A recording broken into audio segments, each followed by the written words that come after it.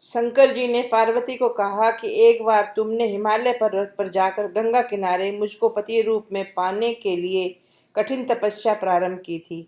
उसी घोर तपस्या के समय नारद जी हिमालय के पास गए तथा कहा कि विष्णु भगवान आपकी कन्या के साथ विवाह करना चाहते हैं। नारद की बनावटी बात को तुम्हारे पिता ने स्वीकार कर लिया। फिर नारद जी विष्णु के पास गए और कहा कि आपका विवाह हिमालय ने पार्वती के साथ करने का निश्चय किया है। आप इसकी स्वीकृति दें। नारद जी के जाने के पश्चात पिता हिमालय ने तुम्हारे भगवान विष्णु के साथ निश्चय किया गया विवाह संबंध बतलाया। यह बात सुनकर तुम्हें अत्यंत दुख हुआ।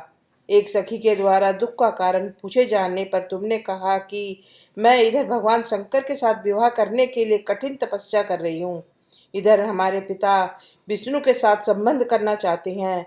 तुम मेरी सहायता करो, अन्यथा मैं प्राण त्याग दूंगी। सखी ने धीरे देते हुए कहा, मैं तुम्हें ऐसे वन में ले चलूंगी कि तुम्हारे पिता को पता न चलेगा। इस प्रकार तुम सखी संपत्ति से घने जंगल में गई। इधर उसके पिता हिमालय घर में इधर उधर खोजने पर जब तुम्हें न पाए तो बहुत चिंतित हुए, क्योंकि नारद से विष्णु के साथ विवाह करने को मान लिए थे। वचन भंग की चिंता ने उन्हें मूर्छित कर दिया। तब सभी पर्वत यह तथ्य जानकर तुम्हारी खोज में लग गए।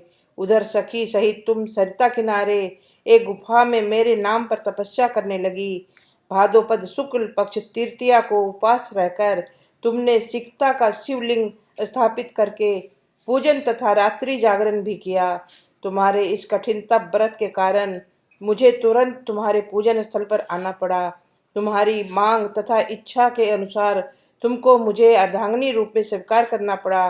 तत्पश्चात मैं तुरंत कैलाश पर्वत पर चला गया। प्रातः बेला में जब तुम पूजन सामग्री नदी में छोड़ रही थी, उसी समय हिमालय राज उस स्थान पर पहुंच गए।